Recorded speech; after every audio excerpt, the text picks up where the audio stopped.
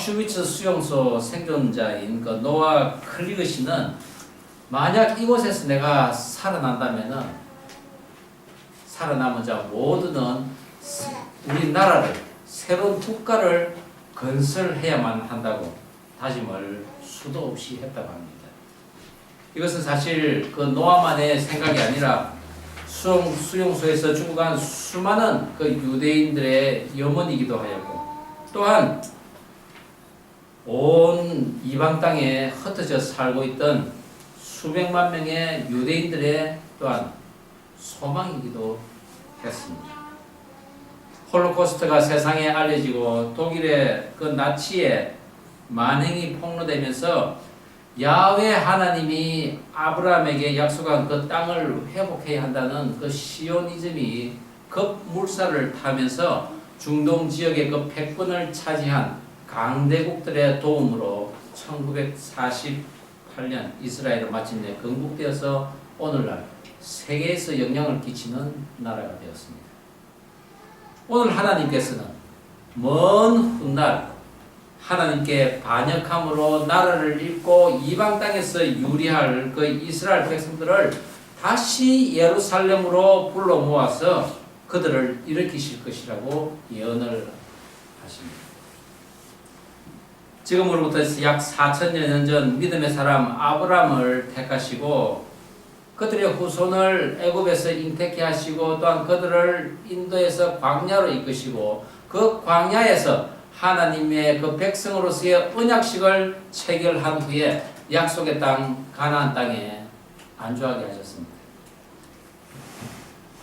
그리고는 당신의 선지자들을 정하시고 그들과 대화를 하셨는데 이 백성을 구원할 메시아가 올 것을 예배자의 삶을 살고 있는 그 성도들에게 교육시키도록 하셨습니다. 그러나 시내산에서 천둥 번개와 또 하늘로부터 불을 떨어뜨리며 검은 구름 속에서 나타나셨다는 그 하나님의 이야기는 긴 세월 동안 우상의 나라들과 인접하며 살던 그 이스라엘 백성들의 기억에서 점점점 사라져 버렸습니다. 하나님의 약속으로 허락한 정복 전쟁을 통해서 나라를 건국하는 수준을 넘어서 강한 나라를 건설하겠다는 그런 하나님의 택한 민족, 그 이스라엘 백성들은 우리는 택한 민족이라는 그런 우월성에 심취하면서 점점 더 좌우를 분별하지 못하는 그런 세대들로 또한 자라게 되었습니다. 결국은 북이스라엘이 먼저 아수르에게 멸망하고 남아있는 남유다마저 바벨론에게 멸망하여 대부분의 백성들이 포로로 끌려가서 고통의 삶을 살게 되었습니다. 그렇게 500년이 지난 세월이었지만 모세로부터 전해진 그 율법을 지킨다 하면서 하나님의 사랑과 공의는 상실한 채 여전히 짐승 제사를 드리는 제사장, 그리고 또한 그들에게 동조하면서 하나님의 선민의식이 여전히 우월한 그 이스라엘 백성들은 또한 그 지도자들과 함께 모든 율법을 직접 이 땅에 내려오셔서 순종의 모습으로 보이신 그 예수님을 오히려 십자가에 못 박는 만행을 저질렀습니다. 그때 예수님께서는 너희가 아벨의 피로부터 사가랴의 피뿐만 아니라 나의 피에 대한 모든 역사를 너희들이 담당할 것이라고 하셨습니다. 그리고 찬송하리로다 주의 이름으로 오시니여 할 때까지 너희는 나를 보지 못하리라 라고 예수님께서는 예언하셨습니다. 오늘 모세가 하는 이 예언이 바로 인류 구원을 위해 이 땅에 오신 예수님에 대한 예언이기도 합니다. 그것을 하늘과 땅을 불러서 증거를 삼겠다고 하나님께서는 말씀하십니다. 하늘과 땅으로 증거를 삼겠다는 것, 그것은 바로 창조주 하나님이 하실 일로서 증거하겠다는 것입니다. 오늘 저는 나라를 잃고 이방 땅에서 유리하는 이스라엘 백성들을 복 주시기 위해서 다시 불러 모으시고 하늘과 땅을 불러 증거를 삼겠다는 하나님의 그 마음을, 천지를 불러서 증거를 삼노라라는 제목으로 함께 살펴보고자 합니다. 하늘과 땅으로 증거를 삼는 것, 그 첫 번째는 하나님의 말씀이 기억나면 돌아오라는 것입니다. 오늘 본문 1절, 2절 다시 한번 한 목소리로 읽어보겠습니다. 내가 시작. 내가 내게 진술한 모든 복과 저주가 내게 임함으로 내가 내 하나님 여호와께로부터 쫓겨간 모든 나라 가운데서 이 일이 마음에서 기억이 나거든 너와 내 자손이 내 하나님 여호와께로 돌아와 내가 오늘 내게 명령한 것을 온전히 따라 마음을 다하고 뜻을 다하여 여호와의 말씀을 청종하면. 이 두 번째 율법이라는 신명기는 인류 기원과 하나님의 약속을 다룬 창세기, 그리고 하나님을 떠난 백성이 고통 가운데서 구원되어지는 출애굽기, 그리고 성결과 거룩을 통해서 하나님 앞에 나오는 제사의 삶을 살라는 레위기, 그리고 성도를 행복한 삶으로 인도하시는 그 하나님을 보이시는 민수기와 함께 모세오경이라고 읽었습니다. 그리고 이 5책의 축소판이 바로 이 신명기인 것입니다. 특히 신명기는 신학적 중심이 되는 책으로서 많은 선지자가 이 신명기의 말씀을 인용합니다. 바울도 그랬고 예수님도 그리하셨습니다. 오늘 본문인 신명기 30장은 모세의 마지막 설교로서 유언과 같은 장입니다. 사실 하나님의 장엄한 약속의 선포이기도 한 것입니다.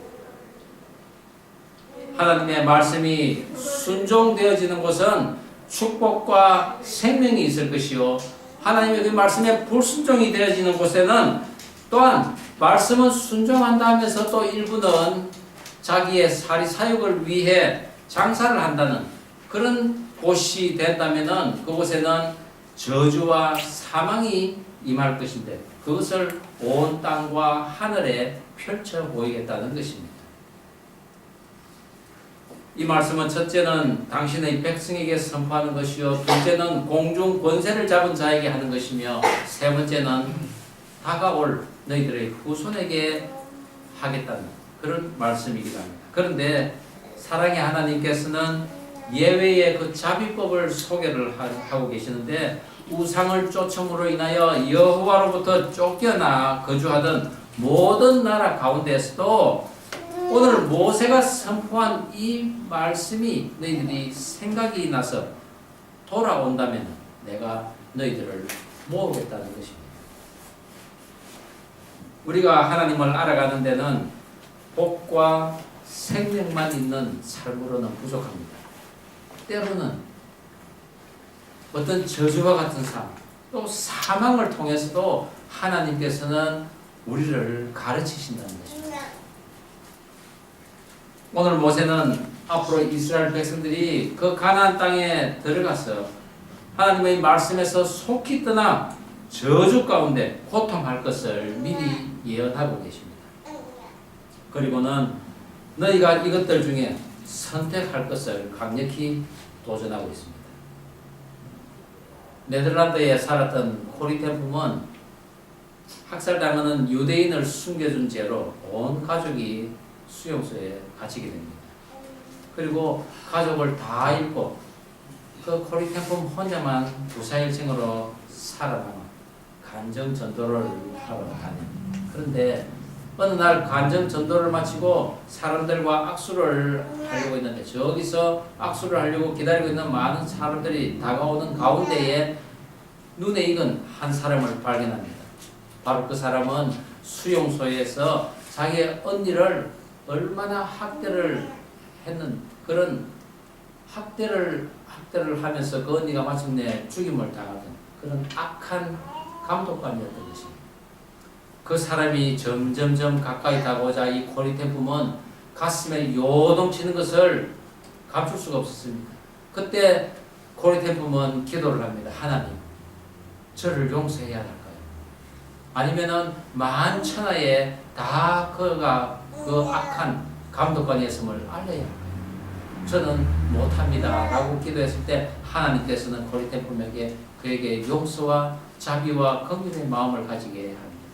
마침내 그가 그 앞에 다가와서 손을 내밀 때 고리템품은 그 손을 잡을 수가 있었습니다. 그리고 그 사람은 자기가 그 사람이었다고 직접 자백을 하며 하나님께서는 나의 죄를 용서해 주심으로 내가 이렇게 나올 수가 있었다고 했습니다. 그 이후로 고리템품의 마음에는 그 독일인을 미워하는 마음이 사라졌다고 합니다.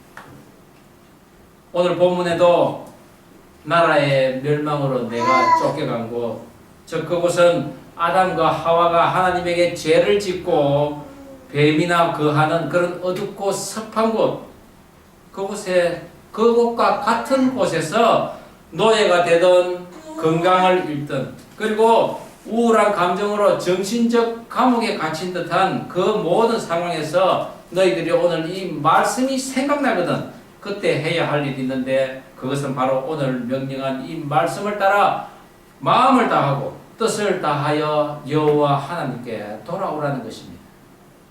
그렇게 돌아온 백성을 하나님께서는 세우시겠다고 하십니다. 여기에는 내가 하나님의 율법을 지킬 것을 전제하는 것인데 구약의 백성들 온전한 그 율법을 이루지 못하고 온 천지를 유리하는 민족이 되었습니다. 이로 인해 하나님께서는 흠 없으신 하나님의 독생자 예수님을 이 땅에 보내시고 그리고 그가 모든 인류의 죄를 위해 죽으심으로 말미암아 율법이 완성되었음을 우리는 믿게 되는 것입니다. 그리고 예수님께서 3일 만에 죽음에서 부활하신 것, 그 예수님을 따라 산다면은 나도 영생의 보좌로 갈 것이며 그것을 하늘과 땅에 선언하기까지가 바로 언약의 완성이었던 것입니다. 우리가 성경을 성령의 인도하심을 따라서 읽어야 하고 또한 성령의 가르침으로 깨달아야 하며 매 순간 나의 생각과 나의 행동을 감찰하시는 그 성령님의 내주하심으로 살아야 한다는 말씀이 이해되어지는 것입니다.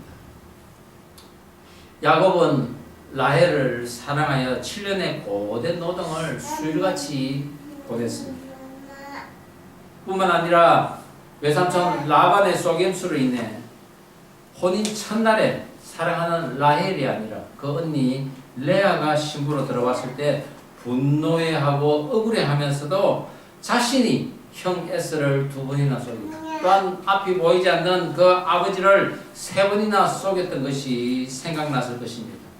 그리고 그것이 바로 하나님께로부터 온 저주임을 알고는 담담히 받아들이며 순종을 했다는 것이죠. 즉 우리에게 고난이 닥칠 때 언젠가 설교로 들었던 말씀, 또한 성경을 읽었던 그 말씀, 또한 간증으로 들었던 그 말씀들이 생각나야 하는 것입니다. 그리고 그 말씀에 그 하나님이 우리에게 죄를 깨닫게 할 수 있다는 것, 그리고 나의 죄를 볼 수 있다는 것, 그것이 바로 은혜인 줄 믿으시기 바랍니다. 그런 가운데 우리가 남몰래 착한 일을 했을 때 내 마음이 기뻐지고 또한 기도하는 가운데 힘들고 어려운 프로젝트가 또한 완성되고 큰 보람을 느끼는 것, 그런 것들이 바로 우리가 지금 하나님에게로 돌아가고 있다는 증거입니다. 나 자신의 죄로 인해 책망을 받을 때라도 하나님의 말씀이 생각나고 또한 율법을 버림으로 인해 이 저주가 나에게 왔구나라는 것을 깨달을 수만 있다면 우리는 하나님에게 돌아갈 수 있습니다. 그리고 우리가 그런 심정으로 여호와를 찾는다면 그분은 우리에게 그분을 사랑하는 새 마음을 주시고 또한 생명을 얻게 하시고 우리 손으로 하는 것마다 다 복을 주실 것이라는 것입니다. 그리고 내 소생과 내 가축과 그리고 내 토지의 소산을 많게 하여 주실 것입니다. 이것이 바로 오늘 하늘과 땅을 불러서 정극케 한다는 모습인 것입니다.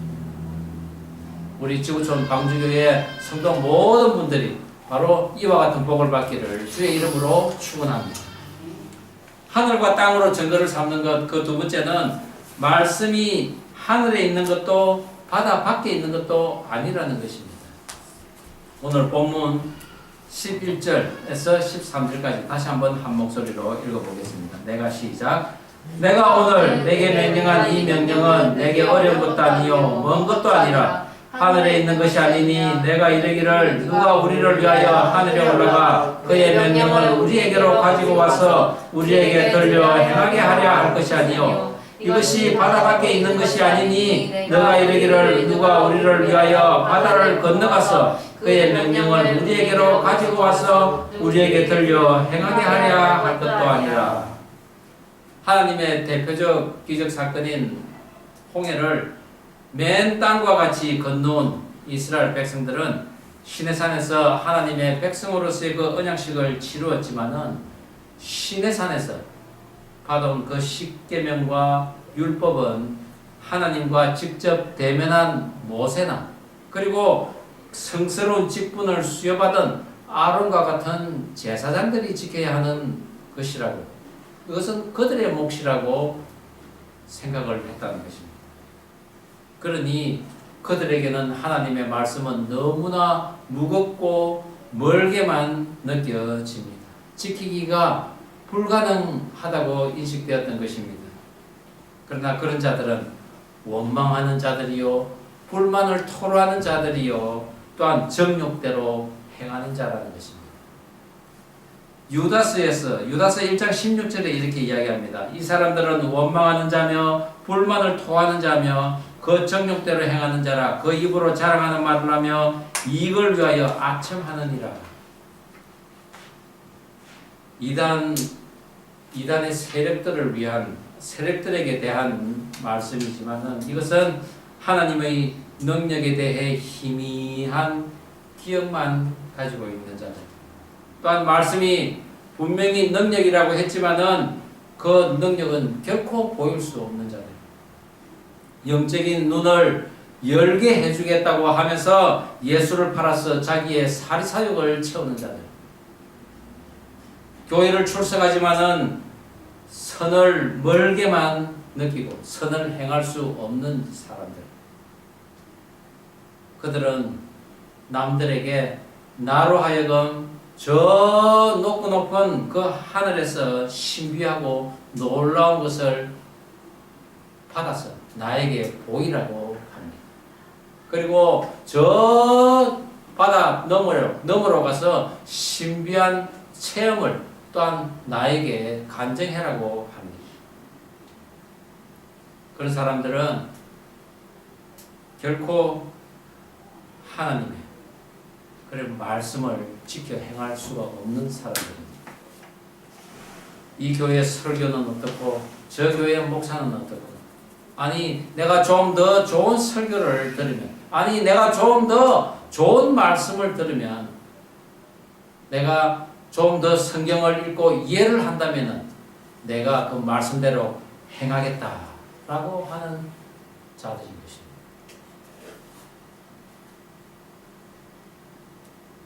만일 내 눈이 너를 범죄하거든 빼어버리라. 한 눈으로 하나님의 나라에 들어가는 것이 두 눈을 가지고 지옥에 던져지는 것보다 나으니라 라고 예수님께서 말씀하셨는데, 그들은 손이, 발이, 눈이 부정을 하고 또한 부정한 곳으로 가고 부정을 듣는 그런 사람들인 것입니다. 그들에게 이 말씀을 들려주면은 순종하겠습니까? 아니, 나는 그런 사람이 아닙니다 라고 할 것입니다. 말씀은 먼 데 있는 것이 아니고 분명히 그와 가까이 있는데도 말입니다. 우리가 은혜를 받을 말씀은 바로 우리 가까이에 있습니다. 오늘 이 시간 우리가 듣고 있는 이 말씀, 전하고 있는 이 말씀이 바로 우리가 은혜를 받아야 할 말씀이라는 것입니다. 그리고 은혜를 받은 사람은 내가 지금 해야 할 일이 무엇인지 알게 해주는 그 성령님의 도우심으로 말미암아 즉시 행하게 됩니다. 그 길이 비록 가시밭길이라도 자갈밭길이라도 예수님께서 순종하신 그 길을 가는 것입니다. 그리고 그 격한 여정에서 나의 제가 적게 되는 실질적인 그런 경험으로 말미암아 그 고난의 유익을 깨닫는 그 차원의 은혜를 느낄 수가 있는 것입니다. 그리고 기도하되 끝까지 기도하는 데까지 자라게 되는 것입니다.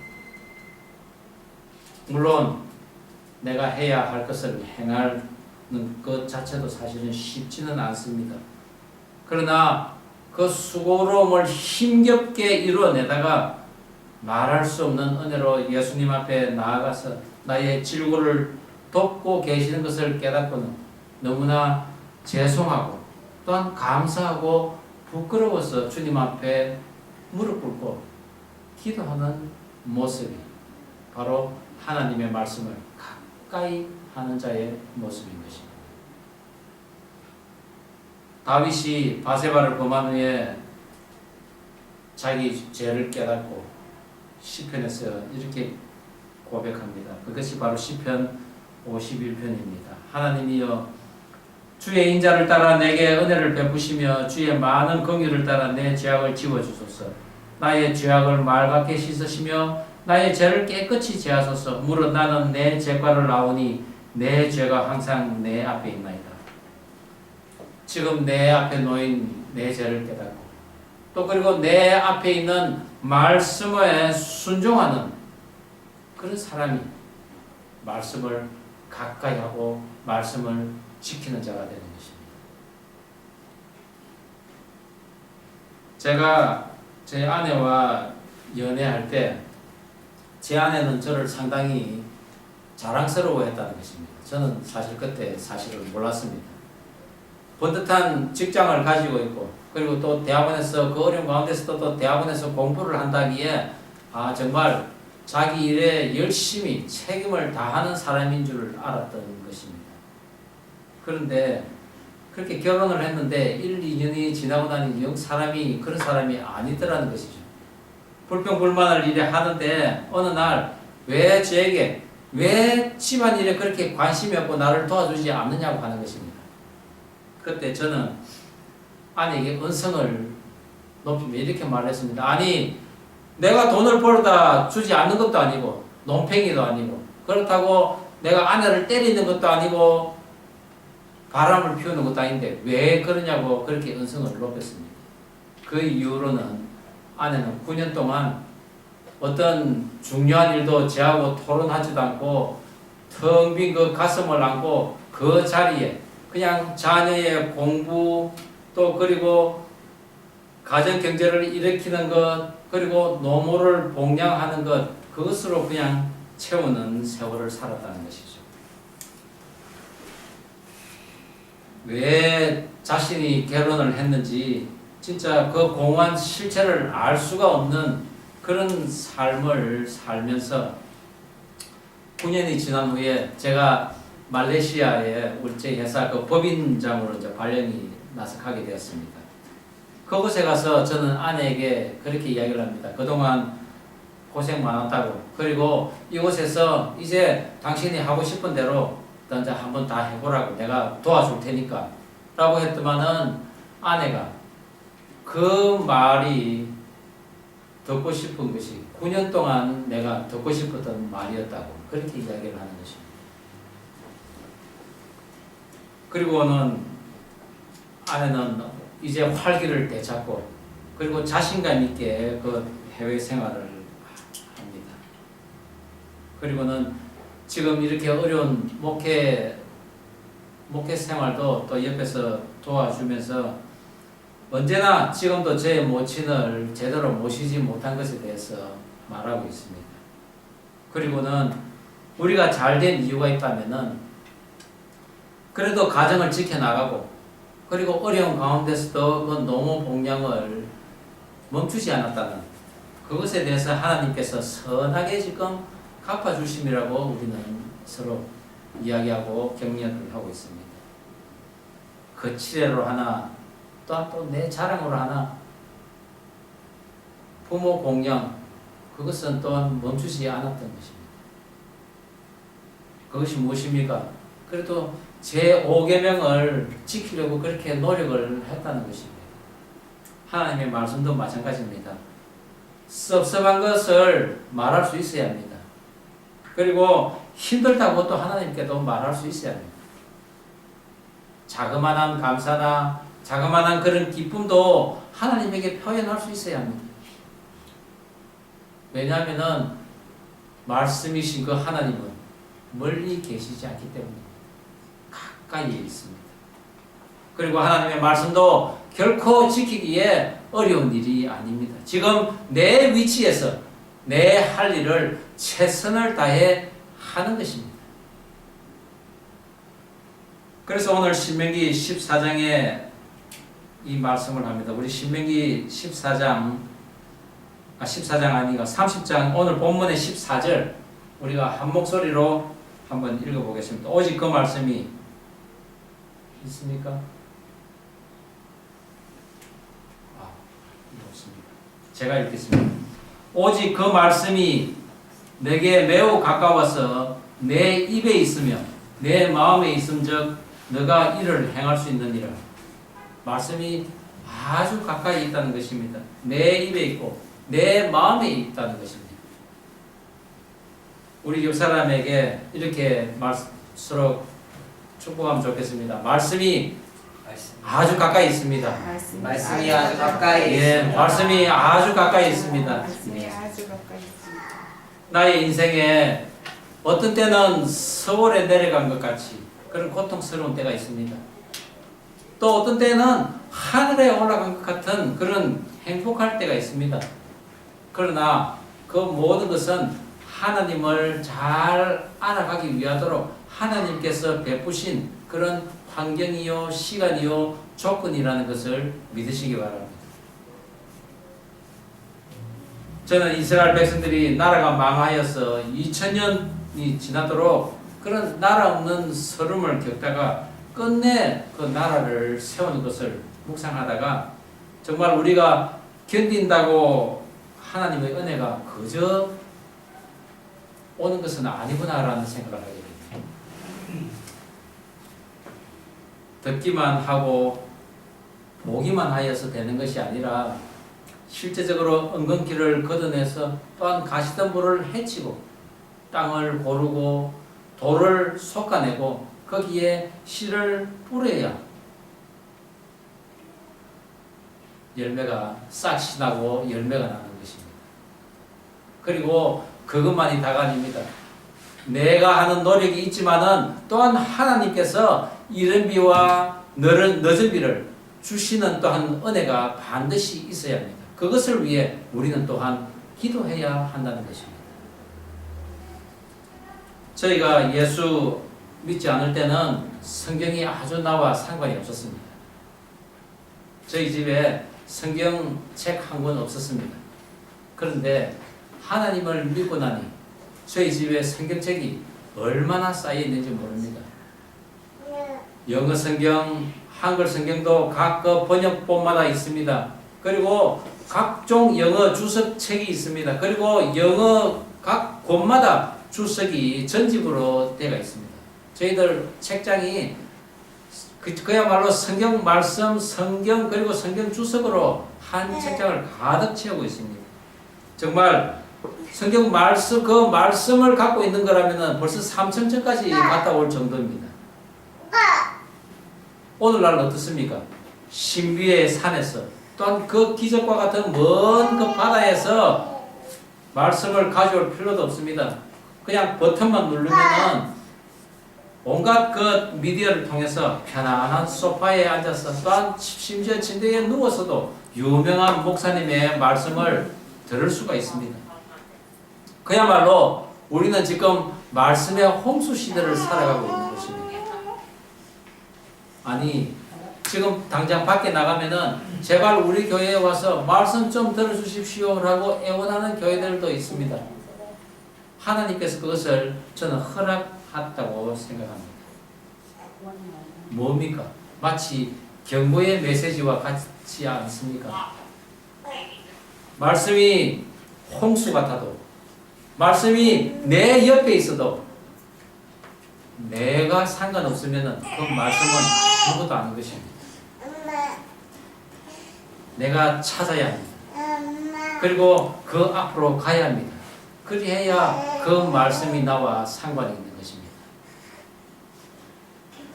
신학적 중심이 되는 두 번째 율법이라는 이 신명기는 오늘로서 모세의 설교가 끝나고 이제 그 후반 4장은 이제 이스라엘 백성들이 앞으로 가서 어떻게 해야 되는지, 무엇을 지켜야 하는지에 대한 모세의 유언과도 같은 그런 말씀으로 신명기가 끝이 납니다.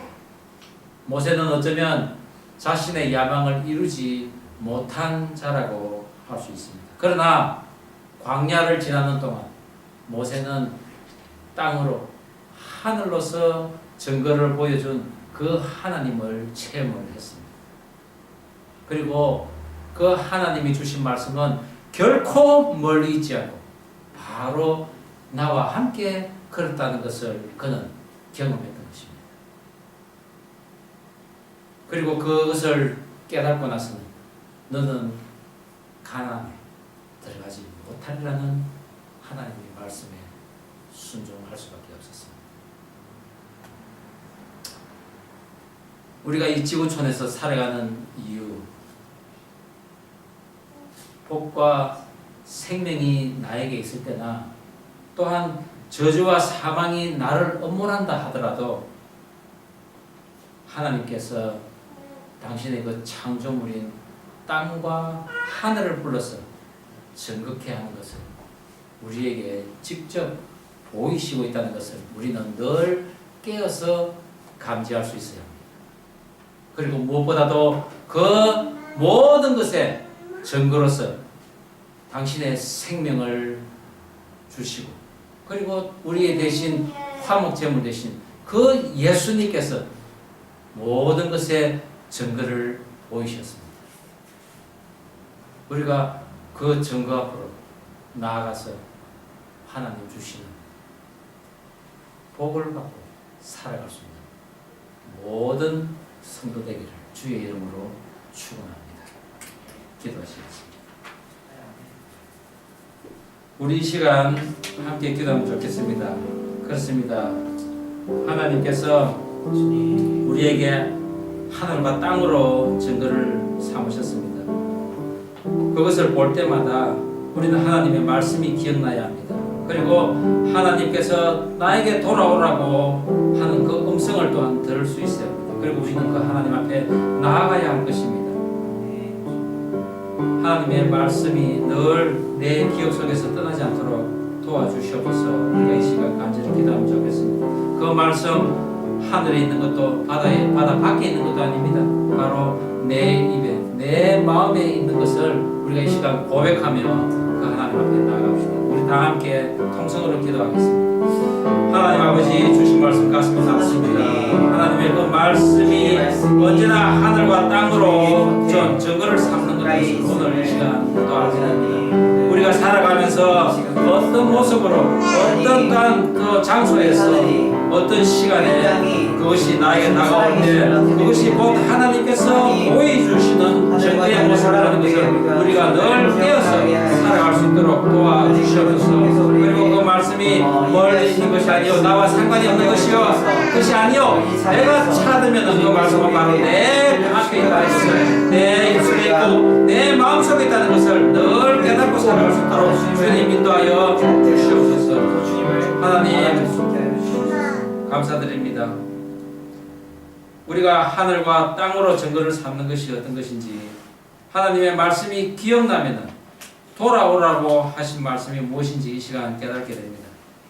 축복의 모습, 징계의 때에라도 나를 향한 하나님의 손짓이요 부르심이라는 것을 이 시간 알게 하여 주시옵소서. 말씀이 기억나면 즉시 그 하나님 앞에 달려갈 수 있는 우리들이 되게 하여 주시옵소서. 그 말씀은 멀 높은 하늘에 있는 것도 아니요 또한 저 바다 건너편에 있는 것이 아닌 내 입술에 내 마음에 있는 아주 가까운 곳에 있는 것이며 너무 무겁지도 않고 또한 지키기도 어려운 것이 아닌 하나님의 말씀이라는 것을 이 시간 깨닫고 돌아갈 수 있도록 인도하여 주시옵소서. 감사드리오며 예수님 이름으로 기도드립니다. 아멘. 자, 우리 이 시간 다 함께 일어나셔서 고개 거는 강림하사 오늘 1절